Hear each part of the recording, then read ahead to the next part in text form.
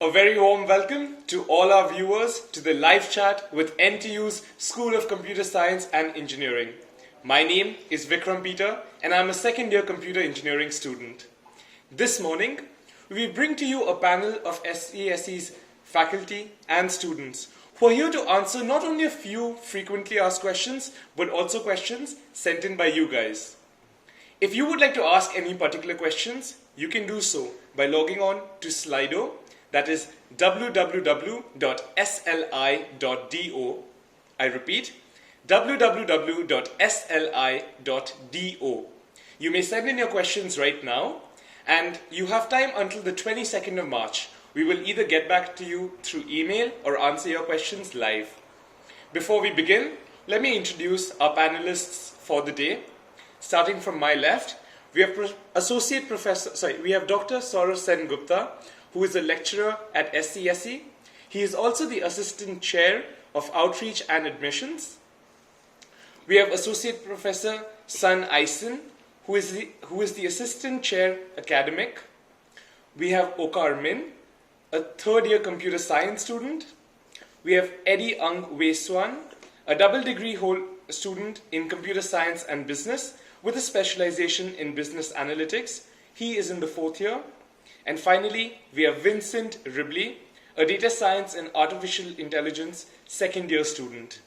Now, to move on to the questions. So a common question that is on all of our minds. What is the difference between a computer science program, a computer engineering program, and the data science and artificial intelligence program? To start off, let's have Prof. Eisen answer the CS and the CE perspective of things. Okay, so if we have a careful read of our curriculum about the CE and CS, you may notice that there's actually a large portion of overlap, probably 70%, and both programs emphasize on the computing theory as well as the practical knowledges, and both involve deep understanding of programming as well, but with different targeted application. So I may start with an example. Let's say driverless car, all right? So the driverless car have lots of sensors to get the sensoring of the environment. So the sensors will send back the values to the input and then make a decision. So for the programming to the interface of these sensors will be main focus for the CE students. But if you are developing a large-scale online e-commerce website, for example, or mobile apps, then this will be more for the computer science students. All right. All right, and now to answer the DSAI perspective, Prof. Saurav? Right, so the data science and AI is slightly more specialized, as you understand, as an undergraduate program. Our CE and CS courses are broad-based that offers you a computing background in a very disciplinary way. But DSAI will look specifically at the mathematical and computing aspects of data science and artificial intelligence. So to borrow Prof. Aishan's example, if it was a driverless car, then you're looking more at the computer vision aspect, the aspect of the brain of the car, which makes the decisions. So it has a lot of mathematical aspects as well as computing sides. All right. Thank you, professors. So to pick up from y'all speaking about the mathematics and physics perspective, are the degrees really mathematics and physics intensive? We asked this because a lot of students, incoming students, they might not have programming skills or any technical knowledge prior to the degree. Do you believe they'll be able to cope with the studies here? Prof. Eisen? Okay, so maybe I start with physics. So physics actually is a requirement for the CE program, right? As an admission, the CE students requires O-level physics, but it's not a requirement for the CS student, right? For the CS student, because still it's an engineering degree, so there should be a physics component inside this degree, and that's why we designed a program called Physics for Computing. So during this course, the students will pick up all the physics knowledges that required for a CS degree. So regarding the mathematics, we do have quite a range of mathematics courses: Engineering Maths 1, Engineering Maths 2, Discrete Maths. All these courses will prepare our students to have all the necessary knowledge to complete the degree. So come to the main point, programming, right? So this is a question that has been asked for many years by many students. I want to emphasize that our school is established in 1988. So we have 32 years of history. If you read through the curriculum of JSE in Singapore in the early days, not many schools actually offer computing as an option. So in the early days, most of the students from JSE that come to our school have zero programming background. All right? So from that sense, we are experienced. We have many years of experience to deal with students who have no programming background at all. All right? So no worries about the programming. Okay? If you know a bit, that's good. If you don't know, it's not a point to worry. But on the other hand, there will be still some time before you come to the university. And there's plenty of online sources that you can learn from. And it's a fun to learn programming. All right. Thank you for that perspective. And does it still apply in DSAI as well? Sure, yeah. I mean, the same thing. So DSAI, as you understand, is a slightly heavier on the mathematics and statistics part of things. So naturally, you would need to know those. You're being offered courses from the School of Physical and Mathematical Sciences as well. So that's the mathematics part. The programming part, I completely agree with Prof. Faisal.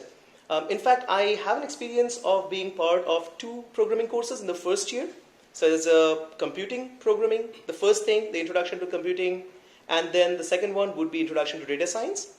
Both of them have programming elements, but I've never seen anybody suffer because of their programming background. We build you ground up, we teach you from scratch. It's Python and other programming languages, basics of computing. You'll pick up, believe me. All right. That was the professor's perspective on things. Now, to ask a student, I understand, Okar, that you had no experience prior to your entry to university. So would you share some thoughts with our students? Right, so where I came from, right, I'm from a polytechnic, Singapore Polytechnic, but in poly, I took up marine engineering, but now here I'm in NTU Computer Science. You see the big jump from hardware to software, right? So for year 1, to be honest, I struggled a little bit because I have no background in mathematics or programming at all. Marine engineering, yes, mathematics, but it was on a little bit of a lower side. We are more focused on hardware and fixing hardware and stuff whatnot. So going back to my point, to my opinion, there are 3 types of students. There are JC students, there are poly students who are from related backgrounds, and there are students like me, totally unrelated background, right? So for JC students, if you want to prepare, you already have a foundation in basic mathematics, so you are safe on that. You want to prepare, you're going to prepare for the programming aspects. I recommend you to start with Python or Java. If you are going for Java, the book I recommend is Deep Dive into Java or Head First Java. Yeah, that's the book. Then for the programming student, poly students who already have a basic information technology background, you need to brush up on your mathematical skills. For that, right, I just did a Google search earlier and found out that NTU actually provide a recommended list of math revision that you should do. So take a Google search on online tutorial math revision NTU SCSE. I know it's long, so it's online tutorial math revision NTU SCSE. That will be the first result. You can read through what are the recommended ones and with the proper explanations and all that. So for the last type of student like me, unrelated background, you will still be able to survive. I'm already in year 3. I'm still here, right? Still studying. So don't worry, you still can do it, but you need to put in effort to study both the math and the programming aspect. That's all I have to say.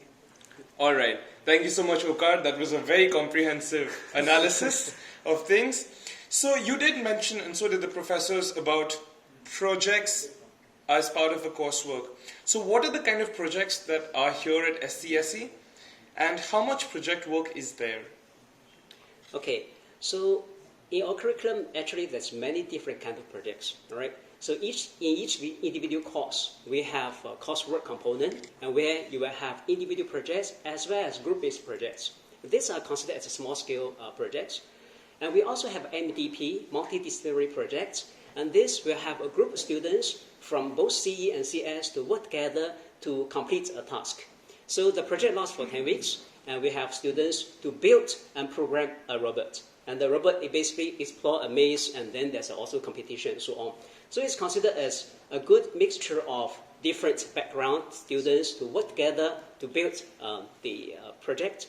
We also have one significant one, which is a final year project, which is 1 year project done by a single student to get a much better understanding of one particular topic. Right? So computer science or computer engineering or DSAI nowadays, we cover many different kinds of topics. So in order to have further explore, you might need to have a practical learning session for that particular topic. And the FIP actually designed for that purpose.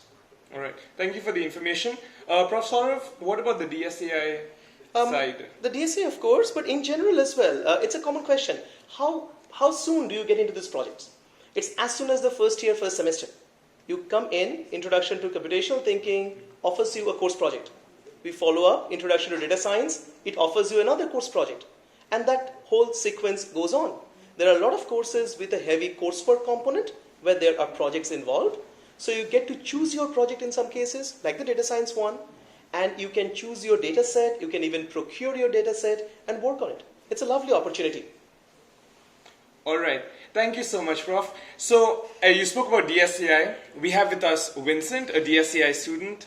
So, what is your experience with projects? Oh yes, so I had a wonderful opportunity to actually be mentored by Dr. Saurav. So we were given the option to choose a data science project that we enjoy of our own choice. And I worked on a project on the analysis of video games, its sales and ratings, and how we can predict sales using this different factors. And because we have the freedom, we can choose a project that we like, and we can build our technical portfolio as early as year one.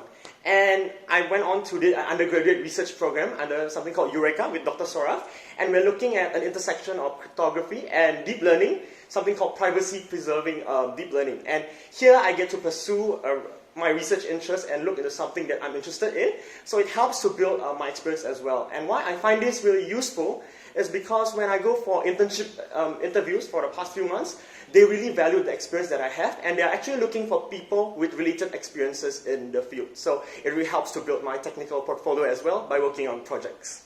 All right. Thank you. And Okar, what about the CS perspective of projects? So for computer science perspective of projects, right, you will be given both individual and teamwork, just like the Prof mentioned, but nothing that you cannot handle. So the school has already structured the curriculum nice that you will be able to tackle it, but of course don't expect it to be easy, right? They will push to your boundary, but they won't break your boundary. So don't worry on that. All right. If you would like to see a glimpse into what Vincent's project could be about, you can check out our social handles. Also, the MDP project that was spoken about, we have a video about it on our open house website. Do make sure to go and check it out. So now, picking up on the question about projects, what is the weightage split between coursework that is assessed over the semester and the semester end exams? You know, because we do projects over the course of a semester, we get tested for it. What is the split between this and our sem end exams? Eddie, could you share your thoughts on that? So usually the split between a coursework and examination is usually between 40 to 60%.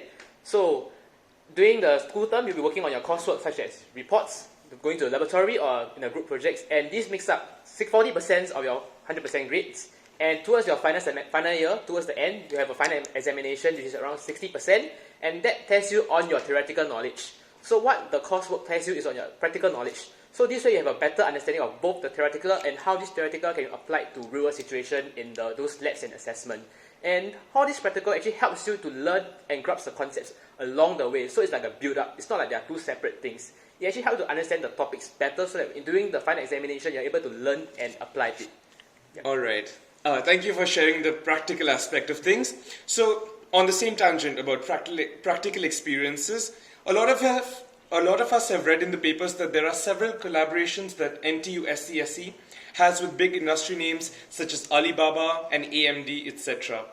So professors, how will these collaborations benefit our students? What do you think, Prof? Okay, so SCSE NTU has a history of very rich industry collaborations. When we say collaborations, we mean partnerships where we're working in consultancy projects and big scale projects with the industry. We also mean corporate labs. The corporate labs are here on NTU campus. So when you come in as a student, you get to see the corporate labs. You also get to do your projects at the corporate labs quite often. So projects like Eureka, what Vincent mentioned, projects like your final year project, what Prof. Aishan mentioned, those projects can be done on a really commercial level, state-of-the-art problem in one of the corp labs. I'll take an example. AMD, you might have heard, have set up a joint lab at NTU for the DSAI program and to support that. What it means is AMD has come on the campus, has created a lab, and they are sponsoring their state-of-the-art computing facility for our school. So if you're coming in the DSAI program, for all the DSAI students, you get to use the state-of-the-art compute facilities right now. can also talk to the AMD PhD students, get mentored, and often you get to do internships with the same companies as well. That's a huge opportunity. All right. And Prof. Iceland, would you like to add something in? Maybe I just add one more point. All right. So in learning computer science, we learn the theoretical knowledge, but we also need to have a practice. All right. So for collaboration with the industry, the best thing is that we get the right or the real world problem setting as well as the data. For example, you're running on an e-commerce website and you need to recommend the right product to the right people. All right. But to do that, you need to understand the customers' purchasing behavior as well as the characteristics of the products, so that you can run your model and to evaluate your model. But without a platform, without the real data, you cannot evaluate that. All right. So that's the best way. Through the collaboration, we are able to have access to that kind of real problem settings, real data, and real evaluation. All right. Thank you for your insights, professors. So to pick up on a similar topic, what would you believe makes the computing programs at NTU stand out in comparison to taking a computing program elsewhere? What do you think, profs? So first of all, I need to emphasize computer science and computer engineering programs are both an engineering degree. All right. So for engineering degree, there's an emphasis on the practical know-how. So basically, our program will equip you with the theoretical knowledge as well as the practical experiences. All right. And Prof. Saurav, would you like to add in? I'll add in from the DSAI perspective. You might see a lot of other universities offering courses on data science as well. So most of those universities that offer data science as an undergraduate discipline are more focused towards the math and stat parts of it. So it leads to more business analytics and data analytics kind of programs. SCSE is primarily engineering focused and application focused, and we have an amazing artificial intelligence group. So what we have done is we are offering one of the very few programs in the world at undergraduate level which merges data science with the applications in artificial intelligence. So you wouldn't just see the mathematical or statistical aspects, you would actually see the state-of-the-art computing aspects of AI as well. That's how we stand different from all the other programs. All right. Thank you so much for highlighting the differences and how our programs would be beneficial to all of us. So speaking of more degree-specific questions, you have the option to choose a double degree. An example would be a computer science degree with a business addition to it. So on that note, we have with us Eddie, who is a double degree student in computer science and business. A common question is the workload really high? And how should we go about balancing our time? So definitely, to graduate in 4 years with 2 degrees is actually not easy. So on average, you will take 5 to 6 modules per semester, and that's usually 2 more modules than what an average student would take in university. But to make things easier, it actually allows each module actually complements each other. So basically, by actually taking one module in computer science, it actually fulfills the requirement in both the business and your computer science degree. So this is actually helps you to lighten your workload by somehow. And what makes it easier is as well because the cohort is usually very small. There's around 50 of us. So each of us actually knows each other very well. And our timetable are usually the same. So it's always good to make friends with your fellow double degree students so that when you need help, you can always seek help from them. And in addition to that, there are always professors that are actually very helpful. You should take time off tutorials and lectures to actually clarify your doubts and anything that you're not unaware of. So if you are in doubt, always seek the professors, or if not, seek your friends from the same double degrees. And of course, the most important thing is time management. So with 2 degrees, it's very important to manage your time well so that you don't lag behind in any of the degrees. And if you're able to do that, you can actually excel very well in these 4 years. All right. Thank you so much for your insight, Eddie. If you would like to learn more about the experience of a double degree student, do join us later as one of our alumni will share on the same topic. All right. Another degree option is the Workstudy degree program, which is under the DSAI part. Prof. Saurav, would you like to share more on the WSDP? Sure. So the Workstudy degree program is being offered to select students of the DSAI program. It's in line with the Skills Future initiative of the government. It offers you an opportunity to work very closely with industry throughout your 4 years of the curriculum. You work with them in terms of internships, you take up projects with them, you interact with them more frequently than the others, and quite often you end up doing an industry-sponsored final year project. So this helps you get in line with what the state-of-the-art industry is looking at right now. Not just the bookish or the theoretical study, it's a way more practical approach. All right. An example of a student who's under the WSDP is Vincent here. So do let us know what you think about the program.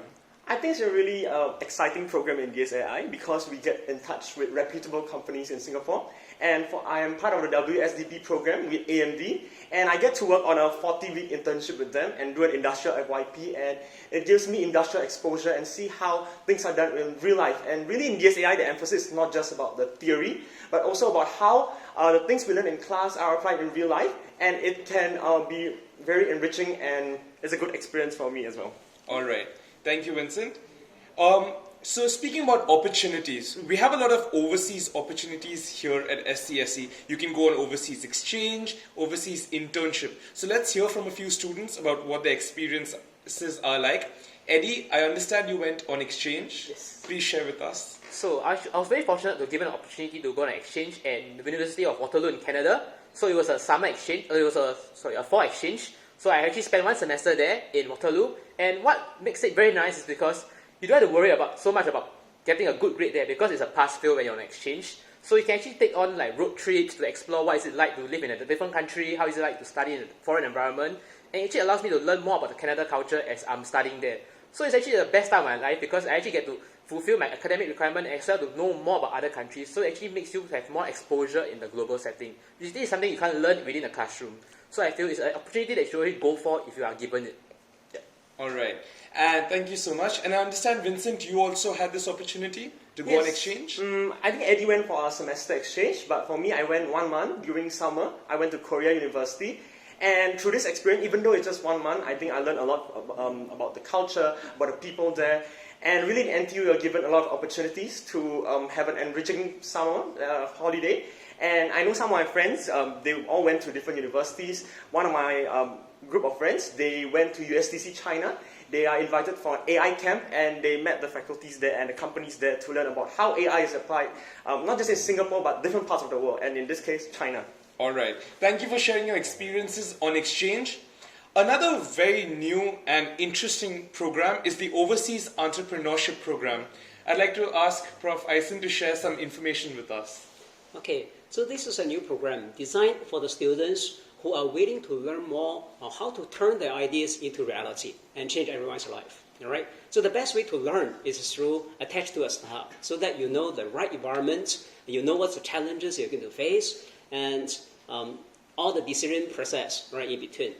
But of course, you're not leaving your coursework behind. So for this, it's a 1-year program, and after completing this 1-year program, you'll be awarded for 20 AUs. So, which is similar to like taking some courses in the university. But during this process, I believe you will learn a lot more on how to turn a small or young company into big ones. All right. Thank you, Professor. As Professor mentioned, going out in the workplace is a really important aspect of learning. And to speak about internships, I'd like to ask Okar about his internship experience. Right, currently I'm on an internship and I'm on a credit bearing internship. So there are 2 types of internship. One is credit bearing, then the other one is a summer internship. Eddie went for the summer internship, while I am currently on a credit bearing internship. So what is the difference? The difference is that one is being graded by your school, but don't worry so much, it's also again it's a pass and fail. Majority passes, as long as you don't get fired from your internship, you are safe. Then the other one is a summer internship where you get to gain your own personal experience. So for summer's internship, you have to self-source yourself, find your own internship, send in your resume through LinkedIn or company emails. But for credit-bearing internship, the school will source it for you. Right, so that's the difference. All right. And what is your experience like, Eddie? Yeah, so as mentioned by Oka, I actually went on a summer internship with a company named CSIT. So what I did there was a project on machine learning and cybersecurity. So what I found good was that the foundation that I gained from SCSE allows me to actually work on the projects that are given to me and actually builds up on that to learn more stuff and deeper knowledge in terms of cybersecurity and machine learning. So it's actually a very good opportunity to find out what you're really interested in, because it's an internship project, so you can just explore and learn more stuff and to see if you really want to go into this field in future. So I believe it's an opportunity that you should actually seek out every summer if you have given a chance to do it. Yes. Of course, as you can see, we do have a lot of internship opportunities. You can go and check out our website or write into us, and I'm sure you'll find a lot of information online as well. So, moving back to the academic aspect, as this is a broad-based program, computer science, computer engineering, can students specialize in a specific area in SCSE? What are the choices and when can they make this choice? Prof. Eisen? Yeah. So students, actually through our program, we offer a wide range of technical electives. All right. So the students can choose the courses which they are most interested in. If 3 of the courses you choose fall into one area, you'll be given elective focus. And so all elective focus will be reviewed from time to time to reflect the industry needs. So right now, we have artificial intelligence, data science and analysis, and high-performance computing, cybersecurity, network, and mobility. All right. So I believe that the list might change in future, depends on what industry needs. But at the same time, we'll offer more relevant technical electives as well. Just to confirm, does DSAI have any specialization requirements? Not quite, and actually that's a good part because DSAI itself is a specialization on its own. It's a data science and AI program. So when you come into the DSAI program, you do not have to think of what specialization you want. Mostly you are decided that you are going for this specific one, like Vincent here. So he chose DSAI, came in, that gives you a specialization before everyone else does. Alright, so let's move on to a little bit after our SCSE time. So what do you professors believe is the job outlook in the next 10 to 15 years for us SCSE students? Prof. Eisen? 10 to 15 years. Probably I will meet the ex-students as the CTOs, CEOs for your own startup company, or you might be holding a senior position in different sector of business. So you know that computing nowadays actually is needed by almost all the different kind of companies, right? From banking to healthcare to manufacturing to the e-commerce, of course. So I believe after 10 to 15 years, either you will be holding a senior position in the technical line or you'll be holding a management role. And of course, some of students may continue to go further study as a postgraduate study to go for a PhD and contribute to the research community, right? Thank you, Prof. And what about the DSAI side? For the DSAI, you also have similar options. So if you're more inclined towards research, if you want to go into a master's or a PhD, you can start choosing that as soon as your second year. Like Vincent is doing his Eureka. That's an undergraduate research program. If you like that, if you want to pursue that line, that's fine. Otherwise, we really think of you in, say, 5 years down the line as data analyst in financial firms, in the fintech industry, as data science experts, as artificial intelligence engineers, computer vision experts, machine learning experts, you name it. Any industry coming 10 or 15 years that's going to have data, you will be there, which means technically every university or every industry that offers data science or AI, right? So scope is limitless. Find your scope. All right. Thank you so much, professors, for sharing your beliefs in us students as well as the job prospects. Now that brings us to the end of some of our official questions that we were planning to answer, and we have about 10 minutes more to answer some of the questions sent in by you guys. So let us go through some of them. So a common scenario would be you may come in with a computer science choice to pursue, and you might want to switch over to the computer engineering side or vice versa like that. So do we have an option to switch between CS and CE? Okay, if you look at our CE and CS curriculum, the first year program actually the same, means that all the students taking the same course. So there's an option to switch between CE and CS. But of course, there is a requirement. First of all, you need to meet the other program's cutoff points. The second is that you need to do reasonably well because all the applications will be reviewed in case-by-case basis. But the option is open. All right. Thank you. And does the DSAI program allow switching? No, so the DSAI is a completely separate program. In fact, it's a collaborative program between SCSE and the School of Physical and Mathematical Sciences. It's also a different degree. It gets you a Bachelor of Science, BSc degree, instead of a Bachelor of Engineering of a CECS. So if you get into CECS, no, you cannot switch to DSAI. All right. Thank you so much for your answers. Another common question that has come up is from you prospective students. So we have with us a Polytechnic student, Okar. Right. Your Polytechnic friends ask if they also are in a computing related or math related major in Polytechnic. Right. Do some of the modules that they've taken back then exempt them from some of the modules here in university?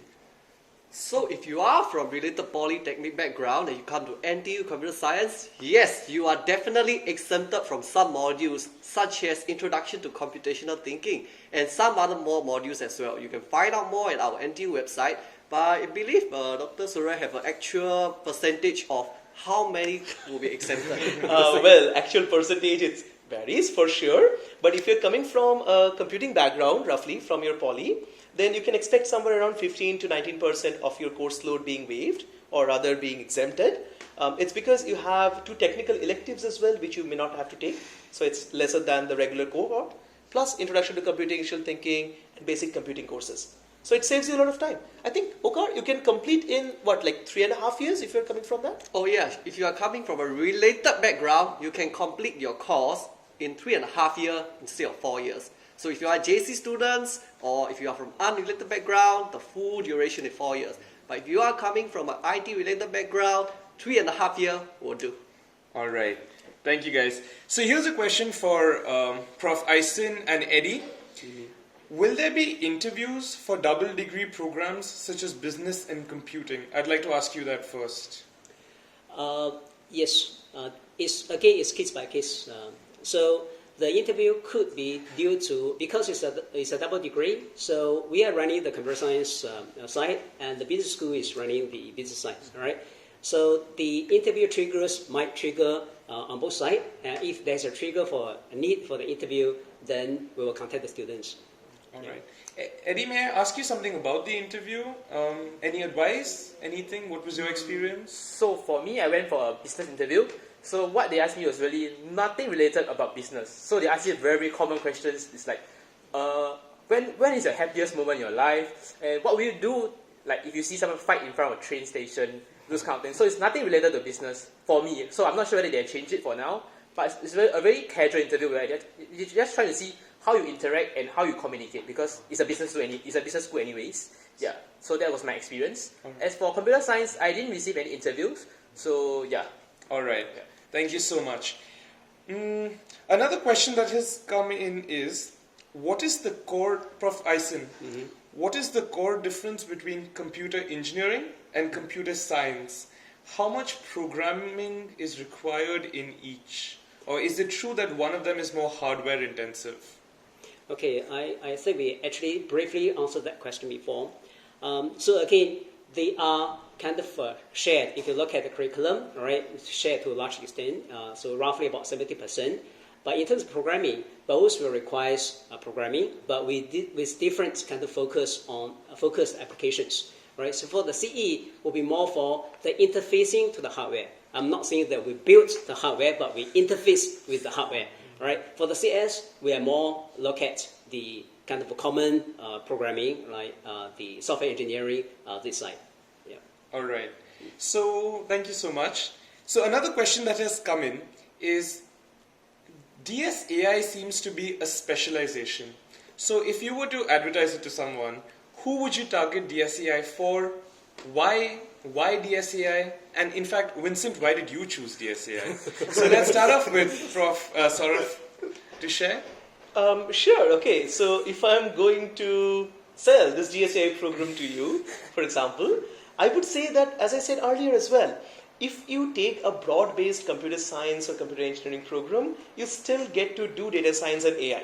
So don't get mistaken there. You can always do an artificial intelligence specialization by taking technical electives later on.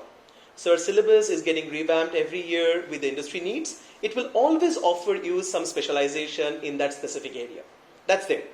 But if you already know that you are going to tap into this huge data science and AI market that's going to emerge in the next 15-20 years and that's going to stay there for a long time, please come into the DSAI program. It offers you two perspectives. One, the mathematical and statistical side of the story from our School of Physical and Mathematical Sciences, and the other one, the intensive computing side of the story from our school for the AI. So you get to do much more than a specialization would. That's my take on it. I think, Vincent, your experience? Okay, so personally for me, I had an internship opportunity before coming to NTU at the Data Science and AI Research Center in NTU. And through this internship experience, it actually made me see that we're actually living in a world surrounded by data. And there's so much that I can do with data, and the applications are limitless. And some of the applications I didn't realize before, but through this internship experience, I see, so this is an application of data science and AI. And there's so much I can do if I do this degree and specialize as early as year one. Because by doing it as early as year one, I have more time over the 4 years to build my technical portfolio and be able to do more things after I graduate from NTU. So that's why I decided on DSAI. Thank you, Vincent. Thank you, Prof. Before we move on from DSAI, another quick question that has come in. What are the programming languages that are required to join DSAI, or what are the programming languages that are being taught in DSAI? All right. So I'll take that one by one. The first one we kind of answered earlier. What is it required to join DSAI? None. You come in, we teach you Python from scratch, believe me. The ICT, the first year, first semester program, starts off with no knowledge of any programming language and builds the computing habit in you. First year, second semester, you go into data science. Our primary language would be Python till that point. So far, Vincent and their team and then everybody, whoever did their project and all, it has been Python most of the time. But C, Java, both of them are also important. You can take those up as you go along. If you're taking mathematics courses from SPMS, you might also encounter packages like R. That's fine as well. Once you know what computing is, once you have the habit of writing code, you will pick up any language. Don't worry so much about which specific language. You'll pick it up. All right. Thank you, Prof. So speaking of programming languages, a question that came to you. What are the programming languages that you learned in CS? And any advice you'd like to share? Right, so for computer science, right, the first year, again, reiterating the points, all of us will learn Python programming language for the first year. Why Python? It's very easy, just like your English, right? Just like, if do this, do that. So Python is the first language you will learn, followed by C programming language. But for students who are coming into computer science and want to prepare beforehand, what I advise is to read up on data structures. So, be it no matter what language you are going to be using, the data structure is the most important thing. Just now, Vincent mentioned that data is all around us, right? So, you need to take the data and format it, structure it in a way that computer will be able to understand, or in the most efficient manner as possible, so that when you access the data next time, you don't have to wait very long. I won't go in depth to that, but go and read up on data structures. That will save your life. Another thing is that data structures questions are majorly asked in technical interview questions. I hate interview questions, especially the technical interview. But we have to bite the bullet, right? Because that's what they are asking. So if you want to be good in computer science and if you want to do well in interviews, read up on data structures. Extremely important. All right. Thank you so much for answering. So, due to a time limit, we will not be able to answer any more of your questions. But worry not. We still accept your questions on Slido, which is www.sli.do. You can send in your questions until the 22nd of March and we will directly email and reply to them. Well, that brings us to the end of the live chat at SCSE. Firstly, we thank all of our panelists for joining us and really sharing their value and insight. We also thank you, viewers, for watching in, and we hope that you join us at SCSE. If you would like to learn more, we of course have another live stream scheduled later today. In fact, we have two of them. One of them is the alumni sharing, which takes place at 11:30 a.m. And another one is the students sharing, which takes place at 2 p.m. Both of them are found at the same portal wherever this is being live streamed. Additionally, you may find all of these videos recapped and you can watch them at your own convenience on our open house website. that is openhouse.ntu.edu.sg. There are talks on scholarships, on students, on alumni, and you can also have a glimpse at the MDP video as well as Vincent's project. Additional information can be found at scse.ntu.edu.sg. This includes all technical information, program information, etc. Don't forget to follow our social media handles, that is scse.ntu on Facebook and scse_NTU on Instagram. Again, we thank all of you and we thank our viewers for joining us today. We hope to see you later again at 11:30 a.m. Goodbye and cheers.